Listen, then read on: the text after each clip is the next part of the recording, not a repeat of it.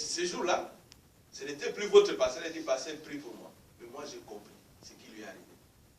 Je n'ai pas prié, puisque Dieu fait son travail.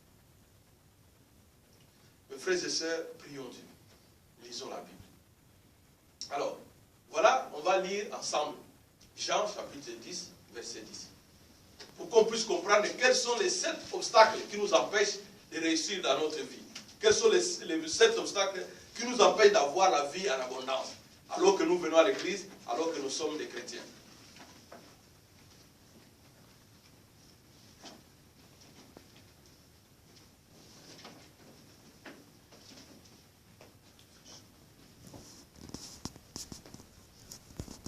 Jean chapitre 10, verset 10.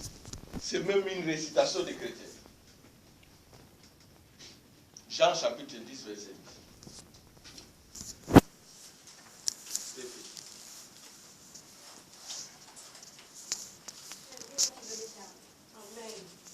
Le voleur ne vient que pour dérober, tuer et détruire.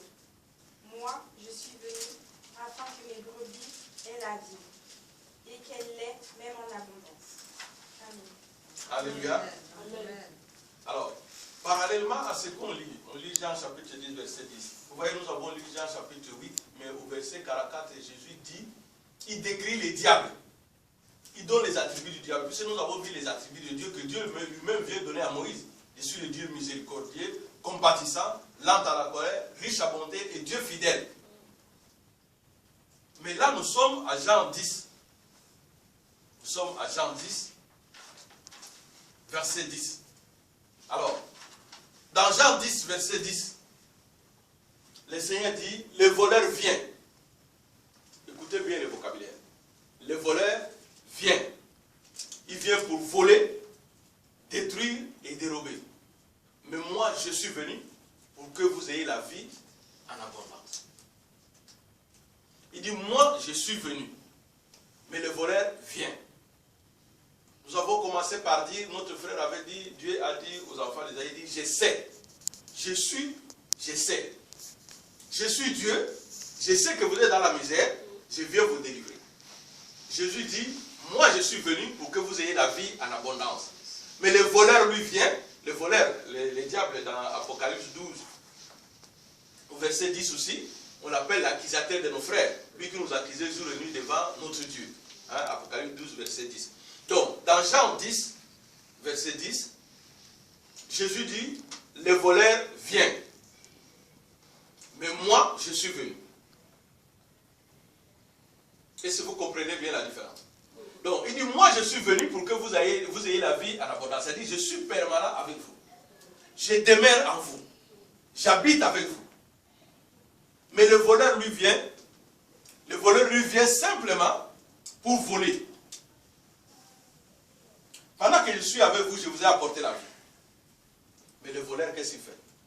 S'il vient, c'est-à-dire que le voleur n'est jamais avec vous. Il n'habite pas avec vous. Dans 1 Pierre, au chapitre 5, verset 8, il dit, les diables, ils rôdent autour de vous comme un lion rugissant, cherchant qui dévorer. Il n'a pas déterminé la personne qui doit dévorer, mais il cherche. Alors, Jésus dit, moi je suis là, je vous ai apporté la vie. Mais le diable, lui, il vient.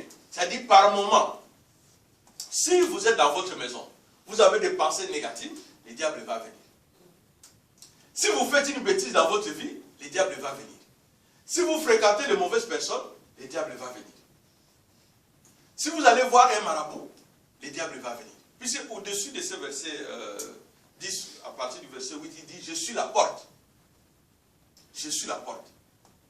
C'est-à-dire, on ne peut qu'entrer par moi et sortir par moi. Mais si vous invitez le diable, nécessairement vous ouvrez une porte qui n'est plus le Seigneur, donc le diable va entrer dans votre maison. Alors, notre patriarche Job, il passait sa vie dans la peur.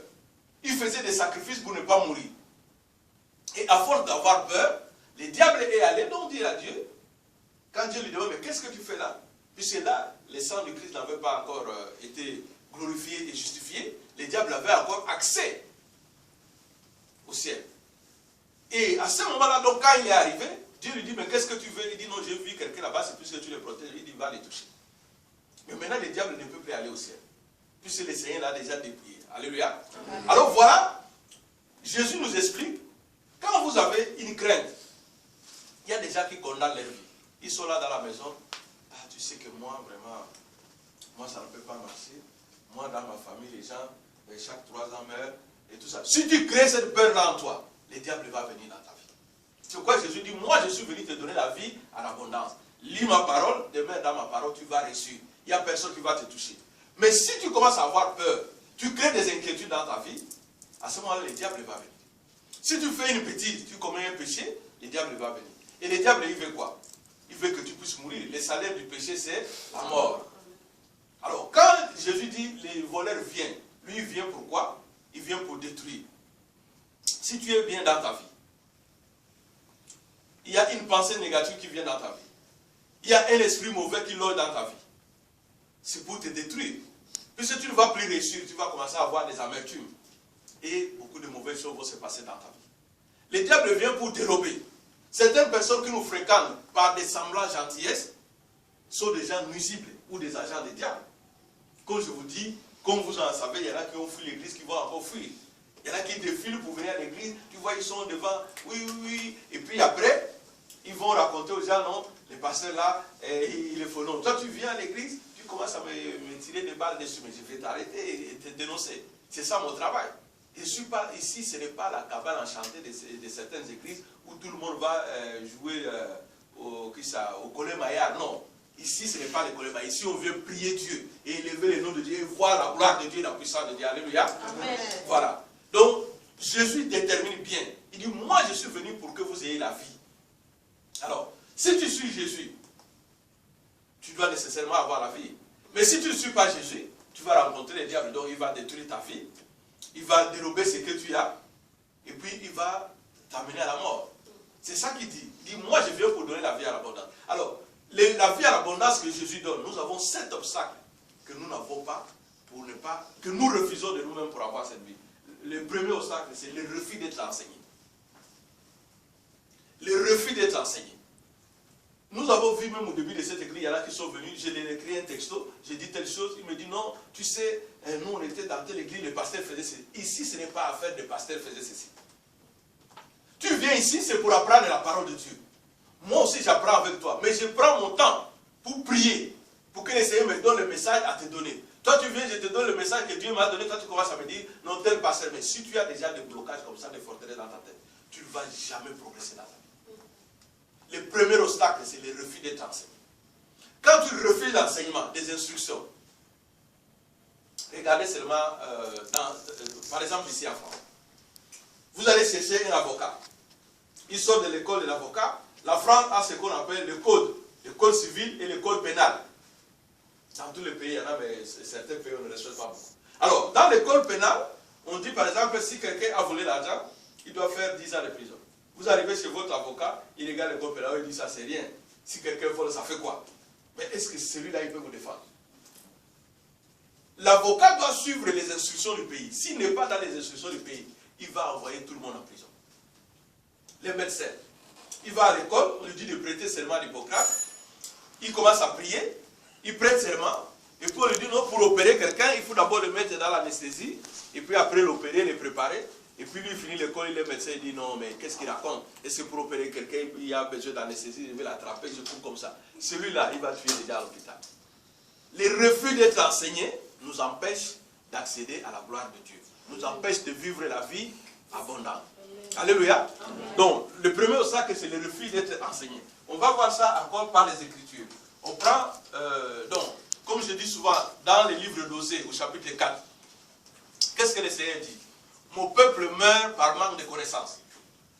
Mon peuple meurt par manque de connaissances. Mon peuple refuse d'avoir des instructions. Et si quelqu'un refuse d'avoir des instructions, regardez seulement dans une maison. Quand il y a une femme têtue, aujourd'hui je m'en prends beaucoup, maman. Alléluia. Amen. Quand il y a une femme têtue, une femme qui n'écoute jamais son mari, dans cette maison-là, il y a toujours le feu. La femme qui n'écoute jamais son mari, dans la maison, il y a toujours le feu. Donc une femme doit écouter son mari, une femme doit respecter les instructions de la maison. Si elle fait le contraire, il n'y aura jamais la paix dans cette maison. Elle va sortir, elle va dire oui, mon mari là, il est boxeur, mon mari là, plus il a fait le sport, il me donne des coups de poing, mon mari là, ceci, mon mari là. Mais puisque tu n'écoutes pas, il n'y aura jamais. La Bible dit la femme sage bâtit sa maison. La femme insensée détruit sa maison. Alors, si tu es une femme sage, tu dois écouter. Alléluia. Amen. Alors, ça c'est donc le refus d'écouter, le refus d'être enseigné, c'est ça qui oppose les gens à ne pas avoir la vie divine, la vie en abondance.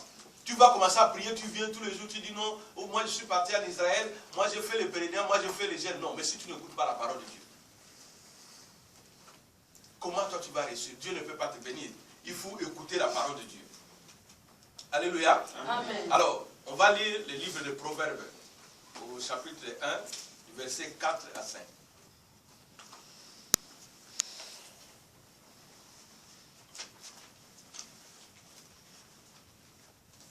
Proverbes chapitre 1, versets 4 à 5.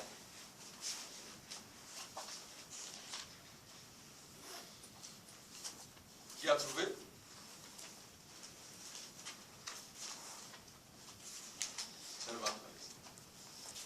Lisons. Pour donner au simple du discernement, au jeune homme de la connaissance et de la réflexion, que le sage écoute et il augmentera son savoir. Et celui qui est intelligent acquérera de l'habileté. Amen. Alors, si on dit bien que les sages fassent quoi? Écoute. La personne qui est assidue, comme on dit souvent, la personne qui écoute, c'est la personne qui réussit. Celui qui n'écoute pas, regardez même les enfants dans une maison. Quand on dit, vous allez faire quelque chose, la Bible nous donne même l'exemple des enfants. Le papa dit, allez, va faire ceci, il fait l'autre, il dit non, je ne fais pas. Mais celui qui a accepté de faire, il n'a pas fait. Celui qui a dit, je ne le fais pas, il a fait. C'est-à-dire, lui, il a écouté. Il connaît les règlements de la maison. Il sait ce que son père veut. Malgré il a fait un peu, hein, vous voyez comme ça arrive à l'église, comme ça arrive dans la Bible, Dieu ne choisit pas que de vieilles personnes. Dieu choisit aussi les jeunes. Les jeunes sont aussi tentés, parfois par leur accoutrement, par certaines choses qui les attirent. Mais quand ils se ressaisissent, ils savent que non, je suis serviteur ou servant de Dieu, ils se mettent en application, ils font des merveilles. Donc celui qui écoute, il vient toujours à l'ordre. Mais celui qui n'écoute pas, à ce moment-là, il est perdu. Nous avons vu aussi des jeunes qui sont venus ici à l'église, qui ont discuté avec moi. Elle vient le matin, j'ai dit, hier tu étais où? Ah mais j'étais chez un pote. Moi il dit non mais son lit a des draps un peu alignés comme ça. Tu étais là-bas. Il dit oui. J'ai dit bon, il faut éviter d'aller là-bas. Et puis le lendemain il revient, un autre dimanche. J'ai dit mais ce samedi tu étais où? Là où il y a des lits superposés comme ça. Et puis elle commence non, mais le pasteur là, il ne veut pas que moi j'aille mes bails. Hein, ça ne va pas marcher comme ça. Après il fuit l'église. Alléluia. Amen. Alors, les seigneurs, ils nous aiment. Mais ceux qui veulent Dieu, même si je te dis ne parle pas, mais cherche. Plus tu viens à Dieu, plus tu vas voir que ton amitié grandit. Nous, si on est des hommes, on veut regarder une fille comme ça, on dit ouais, elle est jolie et tout.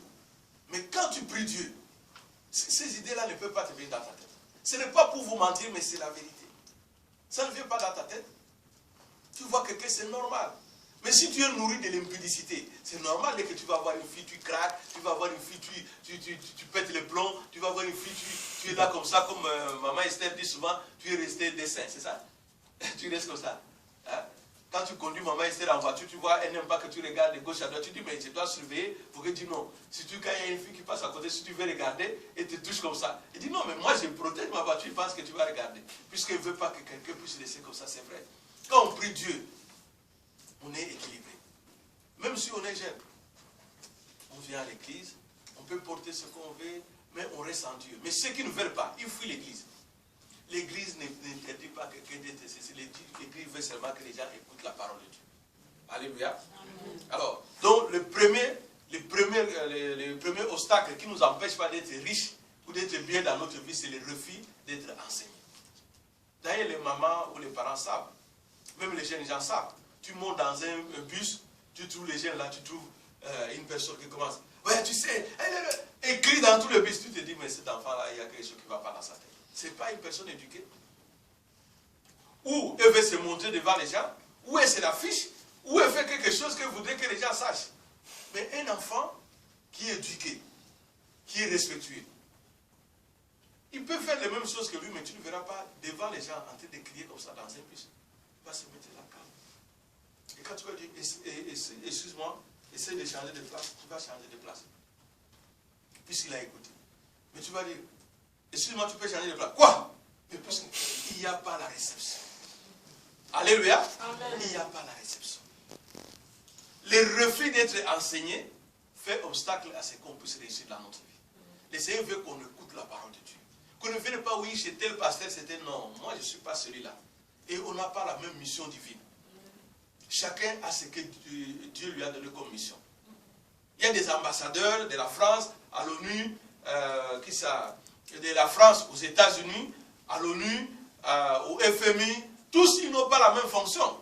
Mais comment toi, puisque l'autre roule en grosse Mercedes, toi aussi tu veux rouler, je ne sais pas moi, en Rolls ou quoi? Non, ce n'est pas comme ça. Chacun doit d'abord faire son travail. Et si toi tu habitais dans la maison d'un ambassadeur qui a des étages, ne viens pas me dire quand moi j'habite au rez-de-chaussée, non, pourquoi toi tu habites? Non, ce n'est pas comme ça. Fais comme ça se passe chez moi. À ce moment, la main de Dieu va s'imposer sur toi et tu verras la gloire de Dieu. Je reconnais que tu peux tout et que rien n'est impossible. Je reconnais que tu peux tout et que rien n'est impossible. Seigneur, fais-moi voir ta gloire. Seigneur, fais-moi voir ta gloire. Ta gloire, Seigneur. Seigneur, fais-moi voir ta gloire. Alléluia. Alors, le deuxième obstacle, c'est le vœu. Le vœu. Il ne faut pas faire de vœu à Dieu. Vous voyez, la maman de Samuel a fait un vœu à Dieu. Il a dit, si j'accouche, je vais laisser mon enfant au temple. Elle a accouché et elle a eu son enfant qu'elle est partie laisser au temple, près de lui. Il y a des gens qui viennent à l'église. On prie pour lui, il dit non, moi tu sais, pasteur, moi il faut que je vienne te donner ma dîme dès qu'on me paye. Mais personne ne t'a demandé. C'est toi qui as prononcé cette phrase. Le pasteur ne t'a pas parlé de Dieu. C'est le devoir des chrétiens. Mais le pasteur ne t'a pas parlé de Dieu, puisqu'il ne connaît pas tes dépenses. Toi, tu dis non, pasteur, quand tu as prié pour moi, dès qu'on va me payer, je viendrai donner la dîme. Tu passes le premier mois, tu ne viens pas. Deuxième mois, tu ne viens pas. Troisième mois, tu viens. Tu crois que Dieu, là, il va continuer à te bénir. Tu vas avoir d'autres problèmes. Puisque tu as fait un vœu. Tu viens, tu dis non, pasteur, moi, j'ai décidé, je vais commencer à venir à l'église, je vais changer de vie, je vais faire ceci. Mais tu continues à faire la même chose. Le vœu, tu ne le fais pas à moi. C'est à Dieu que tu fais le vœu. On va lire Ecclésiaste, au chapitre 5, versets 4 à 5. Donc le vœu, certains vœux que nous faisons, David a dit ça largement dans ce psaume, plusieurs vœux que nous faisons nous condamnent. Il faut éviter de faire de vœux. Je vois ici en France, quelqu'un, il y a une fête ou une date, oh non, je dois faire un vœu. Tu fais un vœu. Et puis après, tu ne respectes pas. Mais tu maudis ta vie. Le vœu doit être respecté. Même dans Nombre, Deutéronome, Dieu a dit la même chose. Ils ont ce que le Seigneur nous dit dans Ecclésiaste 5, versets 4 à 5. Ecclésiaste, à côté des Proverbes. Ce sont les livres poétiques à côté des cantiques des cantiques.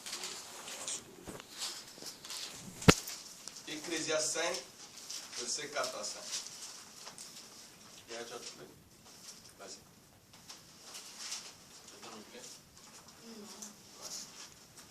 C'est quoi ce verset 5? Chapitre 5, versets 4 à 5. Alors, je lis au nom du Seigneur. Ne peut pour toi ne pas faire de vœu plutôt que d'en faire un et de ne pas l'accomplir. Ne permets pas à ta bouche de te faire pécher et ne dis pas devant le messager de Dieu que c'est un péché involontaire. Alléluia. Amen. Alors, quand tu veux, il vaut mieux. Oui. Non, je n'ai pas fini. Oui, je sais. Pourquoi Dieu devrait-il s'irriter à cause de tes paroles et détruire le travail de tes mains? Alléluia. Amen. Donc, j'allais compléter en parlant. La servante a lu. Donc Dieu ne peut pas te bénir. Si tu viens devant un serviteur de Dieu, tu dis des choses. Hein? Même mes filles là. Tu dis non, moi je vais commencer à venir à l'église, moi je vais arrêter de faire ceci, moi je vais arrêter de suivre telle musique, moi je vais... Tu l'as dit devant moi. Mais puisque tu dis devant un messager de Dieu, ce n'est pas à mes oreilles que cela atterrisse. C'est à Dieu que tu parles. Et si tu ne fais pas, Dieu va te bénir. Arrêtez de faire de vœux inutilement. C'est le système ici en France. Je vois même dans les traits quelqu'un dit, oh tu sais que tu peux mourir. Il commence à chercher un bois pour toucher. Si tu touches le bois, ça fait quoi? Et c'est le bois qui va arrêter la mort. On dit non, oui, j'ai mis telle personne, je vais faire le vœu. Mais quel vœu tu fais? Tu condamnes ta vie. Évitez de faire de vœux inutilement. Vous pouvez lire dans Deutéronome 23. Vous allez voir, Dieu dit la même chose. Il y a beaucoup d'endroits. Et un exemple, un mercredi, le Seigneur nous avait parlé ici de Jephthé, dans le livre de Juges au chapitre 11. Jephthé avait fait un vœu à Dieu, que si Dieu lui fait gagner la bataille en revenant, la personne qu'il trouvera devant sa maison, il va l'offrir en sacrifice. Vous vous souvenez de ça, j'avais prêché ça ici. Et quand il est revenu, il a trouvé sa fille. Et Jephthé a commencé à pleurer. Puisque tu as promis à Dieu, tu ne peux pas changer. Et il a offert sa fille en sacrifice. Heureusement que sa fille n'était pas offerte en holocauste. Si c'était en holocauste, donc il allait brûler sa fille. Ne faites pas de vœux inutiles. Dieu prend ça en considération. Et surtout devant les hommes de Dieu. Même les prophétesses, là. Tu pries avec elle, tu dis oui maman, moi vraiment, comme tu pries avec moi, je vais t'acheter une robe. C'est toi qui as dit, elle ne t'a pas demandé. Et si tu ne viens pas avec, sache que Satan va te poursuivre. Puisque Dieu ne va jamais te pardonner pour ça. Alléluia. Amen. Alors, à l'église, il arrive souvent quand les gens cherchent du travail, ils ont besoin de la prière. C'est bien. Mais si vous promettez quelque chose à Dieu que non, si moi j'ai prié, même si vous priez dans votre cœur, sans le dire à haute voix, vous avez prié Dieu, en disant non, moi si on me paye, je vais faire ce que tu ne fais pas. C'est un péché. Dieu n'aime pas ça. Il a dit plusieurs fois, Moïse, dans Deutéronome 23, il a dit ça, Deutéronome 23, 21, dans les livres de Proverbes. Il a dit ça comme l'exemple que je vous donne de Jephthé. Pour ceux qui notent, vous pouvez lire le Proverbe 8, verset 17, et puis on va lire juste ensemble le Proverbe 20, verset 25. Proverbe 20, verset 25. C'est juste à côté d'Ecclésiaste. On reste là. Il n'y a personne qui a trouvé Proverbe.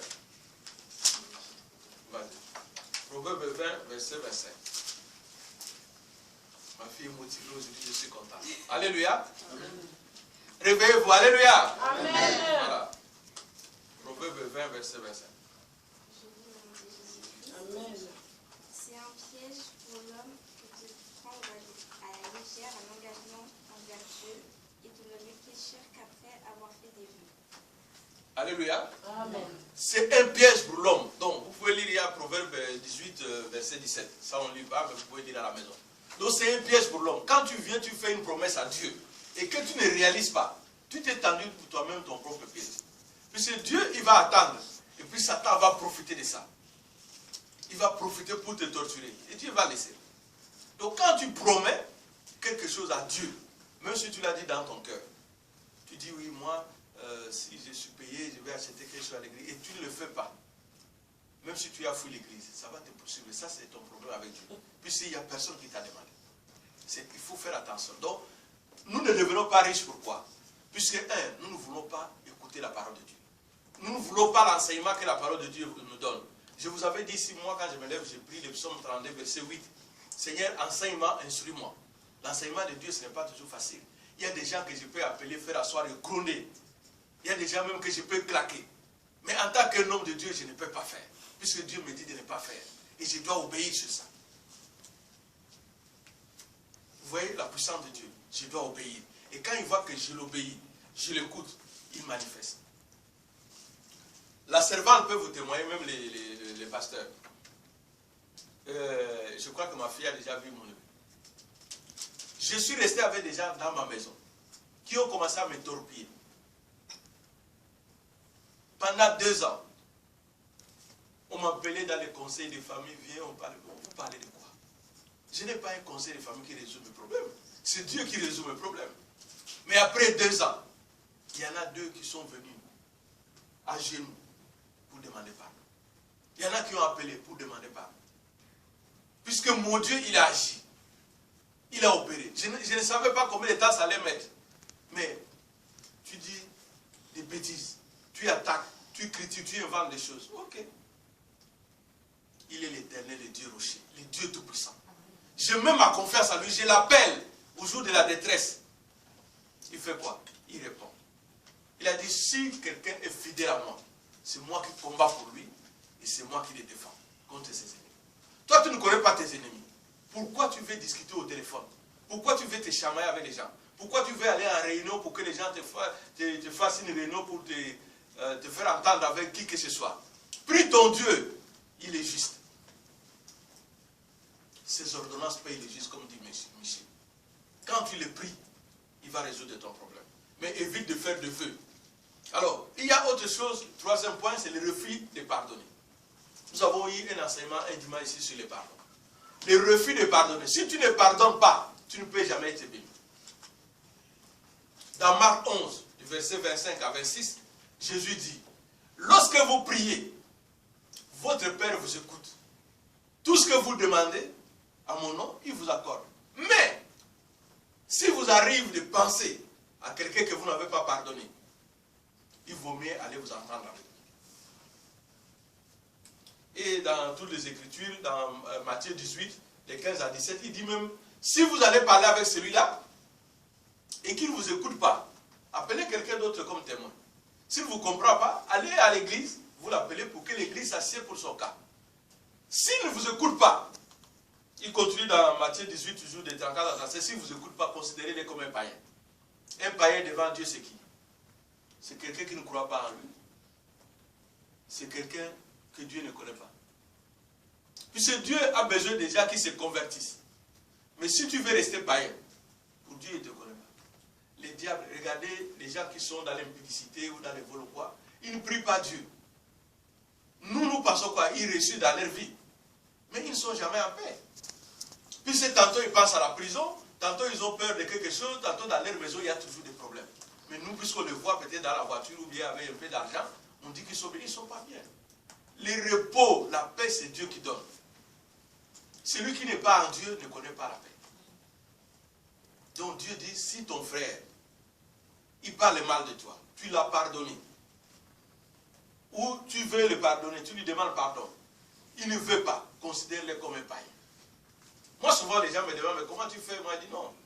Quand je vois les Pakistanais en route, je dis j'achète les coins, il me dit c'est 1 euro. Je dis ok, je prends, j'achète. Mais moi je ne le connais pas. Je n'ai pas de problème avec lui. Et c'est quand je le vois en route, je le salue. Non. Mais je ne le salue pas puisqu'il est mon ennemi. Mais juste puisque je ne le connais pas.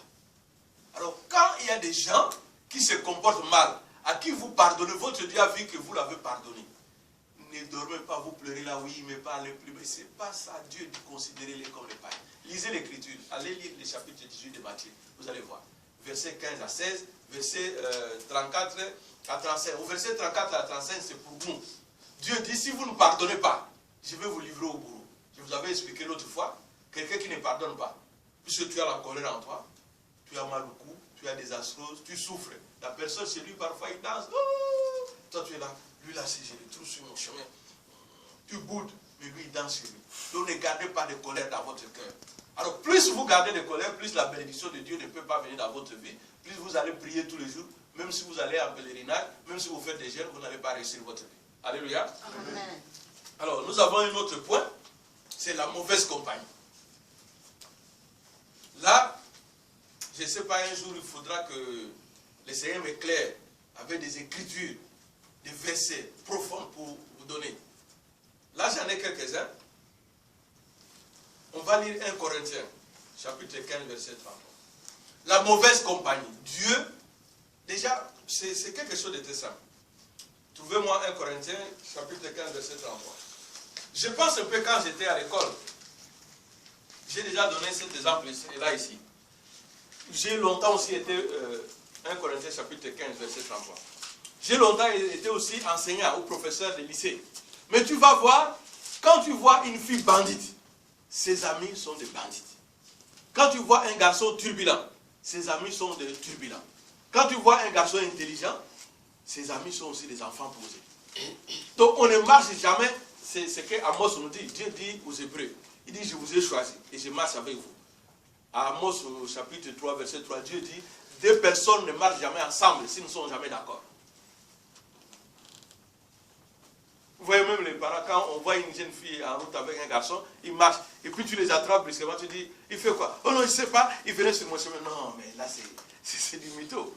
Hein? Il venait sur mon chemin, c'est puisqu'il vient t'accompagner, c'est puisque vous vous êtes entendus, c'est puisque tu as accepté qu'il t'accompagne. Alors deux personnes ne marchent pas ensemble, dit Amos au chapitre 3, verset 3, s'ils ne se sont pas mis d'accord. Alors Dieu dit, si vous voulez réussir et être béni dans votre vie, il faut éviter la mauvaise compagnie.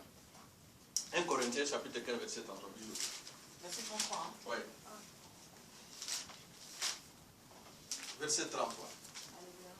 Amen. Attention. Reprenez. Vous avez dit quoi? Et personne n'a répondu. Alléluia. Amen. Attention, les mauvais amis poussent à faire le mal. Verset 33. Oui, c'est seulement ça. Amen. C'est ce que l'apôtre Paul dit. Les mauvais amis. Dans d'autres versions, vous allez voir la mauvaise compagnie. Les mauvais amis poussent à faire le mal. Reprenez seulement notre jeunesse, notre vie d'école. Moi, j'ai toujours dit, même à mon neveu, il sait que je lui disais, quand j'étais à l'école, si quelqu'un ne passait pas le cap d'avoir ne fût-ce que 10 de moyenne, tu ne marchais pas avec moi. Tu ne marchais pas avec moi. Déjà, moi, quand quelqu'un était premier de classe, et que ce n'est pas moi qu'on a appelé en premier, on m'a appelé deuxième de classe, je vais commencer à pleurer. Quand les gens viennent, ils croient que c'est moi qui ai échoué, c'est seulement puisque je suis deuxième de classe. Je bagarrais parfois avec Cyprien et Willy qui est en Belgique, simplement puisqu'il faut que je sois premier. Si lui il est passé premier, ça doit passer au coup de poing. Mais il y a des gens, ils trouvent que l'ami qu'il côtoie, la personne qu'il côtoie, ne l'avance à rien dans sa vie. Mais il reste.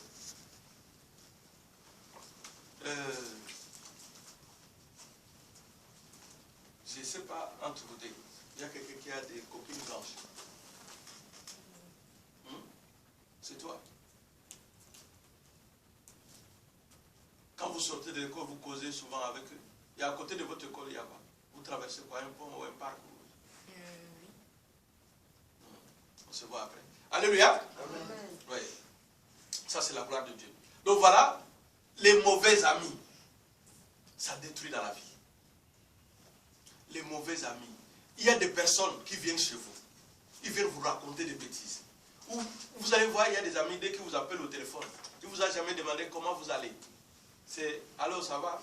Ah, mais tu ne sais pas, la fille là, vraiment, me prend la tête, la fille là a fait ceci, la fille là. Donc, ils vous racontent seulement la vie des autres. C'est ce que nous disons à Lingala, songi songi. C'est ce qu'on dit en Camerounais, Congosa. Hein? C'est ce qu'on dit en Côte d'Ivoire, Songo Tobo, et ainsi de suite. Les Congosa, les songi songi, les gens, ils passent leur vie à ça.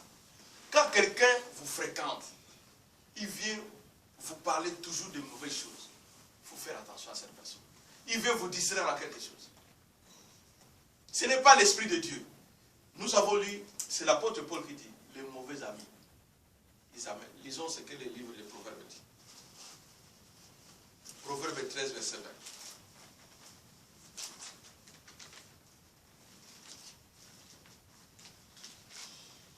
Proverbe 13, verset 20.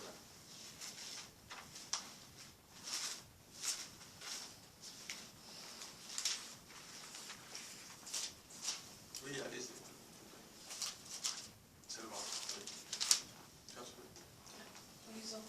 Celui qui fréquente des sages devient sage. Mais celui qui se plaît avec des insensés s'en trouve mal. Alléluia. Amen. Donc, si tu fréquentes les sages, tu deviens sage.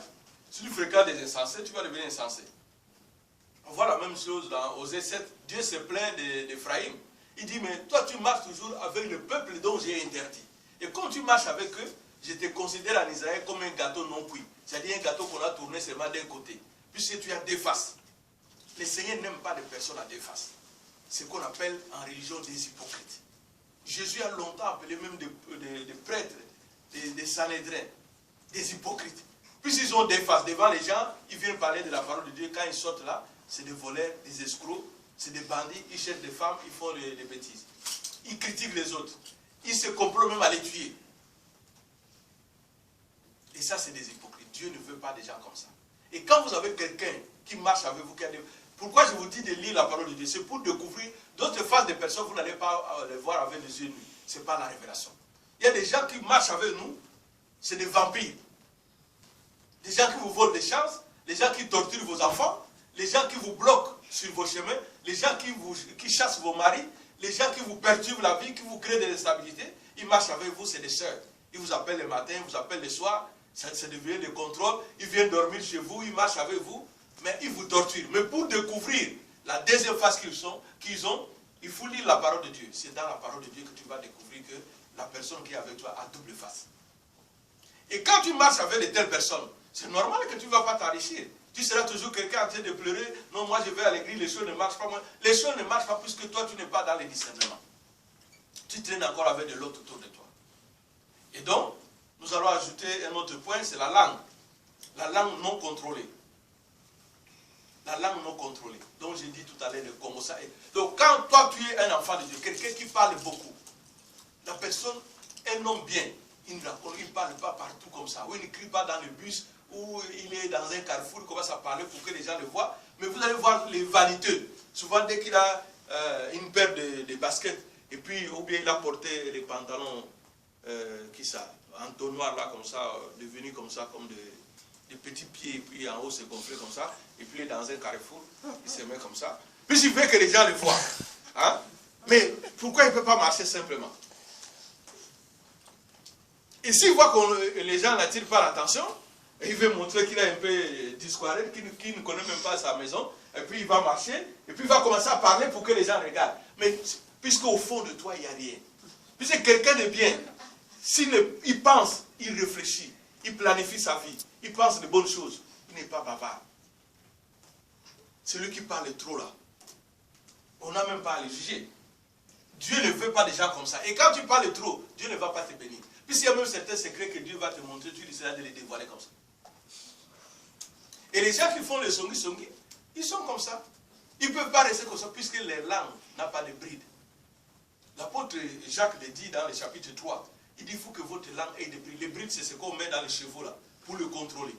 Si ta langue n'a pas de brides, les palettes là ne les tiennent pas. Mais tu vas raconter n'importe quoi. Et les gens qui n'ont pas de brides dans leur langue, ils inventent même des choses. Il vient comme ça, il dit, ah, tu sais pas, aujourd'hui j'ai vu le pasteur, il a touché la fille là au dos comme ça. Mais toi tu es venu à l'église pour regarder comme le pasteur, ou bien écouter la parole de Dieu. Les gens qui n'ont pas de brides, s'ils ne vendent pas quelque chose, il va toujours créer quelque chose.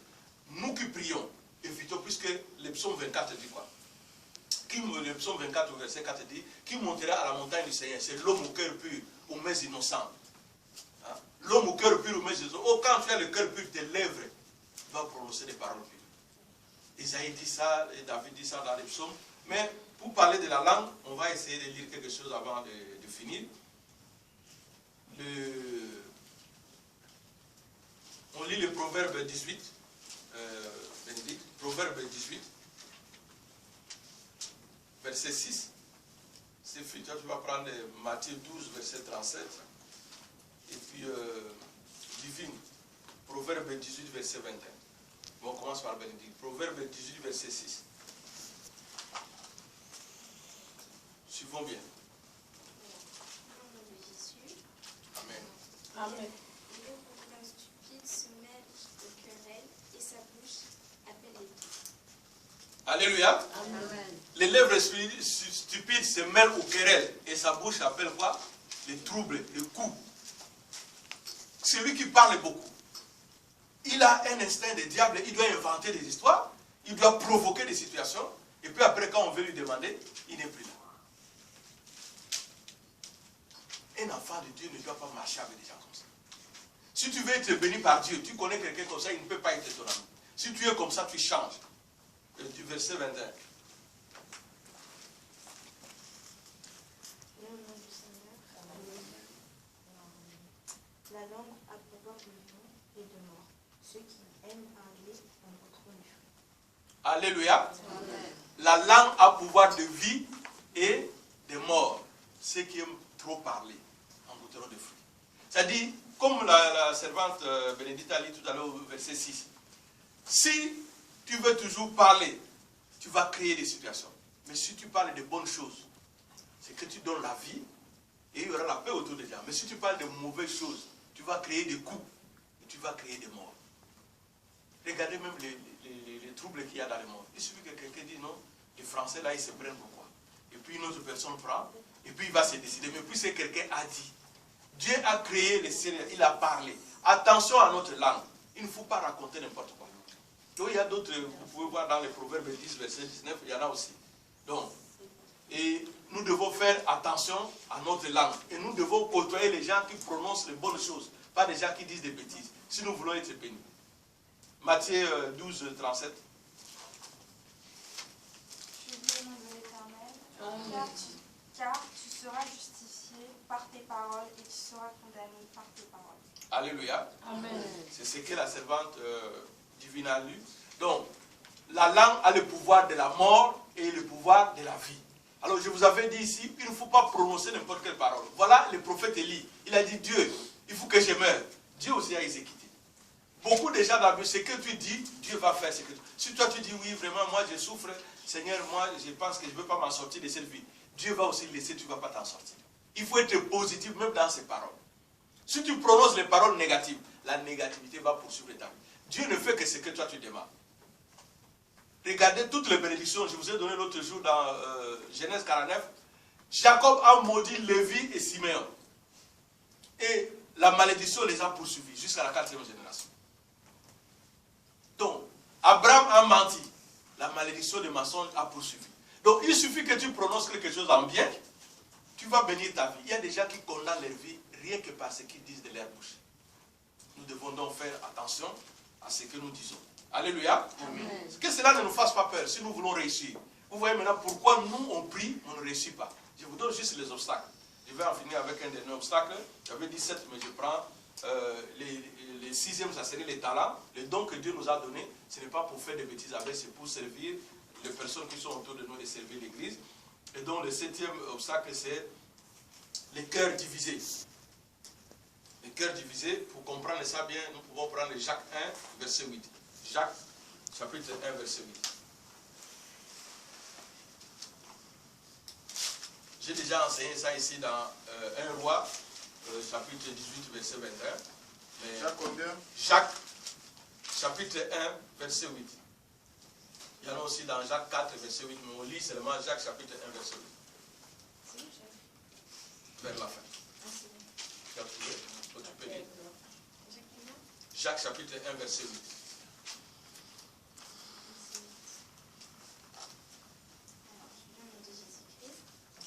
C'est un homme partagé, instable dans toute sa conduite. Puisque, avant ça, au verset 7, qu'est-ce qu'on dit? Dis un peu. Ouais. C'est lui. Qu'un tel homme ne s'imagine Non, pas, commence à 6 ça. mais qu'il la demande avec foi, sans douter, car celui qui doute ressemble aux vagues de la mer que le vent soulève et agite de tous côtés. Alors, qu'un tel homme ne s'imagine pas qu'il recevra quelque chose du Seigneur. C'est un homme partagé, instable dans toute sa conduite. Alléluia. Est-ce que vous avez compris? Donc, l'apôtre Jacques dit ceci. Quand vous priez, priez avec foi. Ce que vous demandez à Dieu, il faut être sûr que Dieu va vous donner. Mais si vous doutez, vous êtes comme le vent que le vent emporte dans la mer. Alors, c'est un homme qui doute. Il a un cœur divisé. Qui ne pense pas que, il est comme un homme qui a un cœur divisé, qui ne pense pas que sa prière sera écoutée par Dieu. Les gens qui ont le cœur divisé, comme j'ai dit, ce sont des personnes doubles, qui ne savent pas où ils sont. Les gens qui ont le cœur divisé, il vient prier à l'église, puisqu'il a prié, il n'a pas encore obtenu quelque chose, il va voir un marabout, et puis il revient à l'église, puisqu'il a l'habitude d'aller prier, d'aller voir un marabout qui lui donne peut-être des coris ou des choses à mettre dans la maison, mais il vient quand même à la prière. Ça, tu ne sais pas où tu es. Quand le miracle va s'opérer, tu ne sais même pas si c'est Dieu qui va opérer ou c'est ton marabout qui va, qui va le faire. Alors tu es perturbé. Et ces gens-là qui ne pensent pas que leurs prières sont exaucées. Les gens qui ont le cœur divisé, c'est aussi les gens qui ne veulent pas écouter la parole de Dieu. Les gens qui vivent doublement, ils ont une face de sorciers, et puis une face des gens normaux, des gens gentils. Mais quand vous priez, Dieu vous montre que dans la nuit, c'est des prêtres, c'est des magiciens, c'est des vampires. Ces gens-là, leurs prières ne sont pas exaucées. Ils viennent la prière pour étouffer encore la prière des autres. Les gens qui ont le cœur divisé. Par exemple, quelqu'un, vous allez voir quelqu'un, il a de la richesse. Il a la richesse. Quelqu'un qui est béni par Dieu. Il ne connaît pas les problèmes de sa richesse. Un jour c'est bon, un autre jour non. Sa richesse reste constante. Mais quelqu'un qui a le cœur divisé, c'est qui? Il vit dans l'impudicité. Il a 5-6 femmes par-ci, par-là. Et il vole, il ment. Et puis après, quand quelqu'un le voit, il dit non, je suis béni. Mais tu vas voir que dans sa maison, il y a beaucoup de choses qui ne se passent pas bien. Il est en souffrance quelque part. Il y a des gens qui pleurent. Mais c'est les marabouts, les gris-gris qui font qu'il apparaît bien. Mais au fond de lui, il souffre, puisque Dieu ne l'a pas béni. L'argent, il n'a pas de moyens maléfiques. Normalement, il doit avoir des enfants malades. Vous allez voir certaines personnes, vous entrez dans la maison, ils ont des enfants même très malades, qui ne parlent pas, des enfants qui crient, qui cachent derrière la maison. C'est-à-dire qu'il y a un point de souffrance. La bénédiction de Dieu ne vient pas avec la souffrance. Il y a des gens, ils ont le cœur double, ils font semblant de prier, mais en soi, nous connaissons par exemple certains de nos musiciens africains. Il a sa femme, c'est la femme de tout le monde dans le village, mais lui il aime cette femme-là. Mais quand vous réfléchissez, vous avez un mari qui va avec toutes les femmes du quartier, mais vous aimez ce mari-là. Mais une personne qui prie Dieu va savoir qu'il y a une complicité des ténèbres entre l'homme et la femme. Ils savent ce qu'ils font. Ils savent ce qu'ils prennent dans le corps des autres. Ils savent ce qu'ils prennent autour de leurs amis. Puisque personne n'accepte l'infidélité. Même Dieu, il ne peut pas bénir l'infidèle. Dieu bénit ceux qui écoutent sa parole. Dieu dit qu'il faut être fidèle à sa femme. Il faut être fidèle à son mari. Mais si tu vois quelqu'un, il est béni, il commence à te dire non, et Salomon était non, il n'est pas Salomon. Tu n'as pas l'onction de Salomon. Il sait ce qu'il cache. Il y a quelque chose qui ne va pas en lui. Et les enfants de Dieu doivent discerner. Quand vous êtes autour des gens comme ça, vous devez bien faire attention. Élie, dans le livre des Rois au chapitre 18, verset 21, qu'est-ce qu'Élie a dit? Arrêtez de crocher. Cette phrase-là, j'ai prêché ici, il y en a qui ont fui l'église. Arrêtez de crocher. Ou vous priez Dieu, ou vous priez Baal. Mais si vous êtes de Dieu, respectez sa parole. C'est tout ce que Dieu nous demande. Alléluia. Amen. Nous allons nous lever pour prier. Que chacun de nous pense à ces obstacles-là. Les obstacles qui nous empêchent d'avoir la richesse dans notre vie, c'est le refus d'être enseigné, c'est le vœu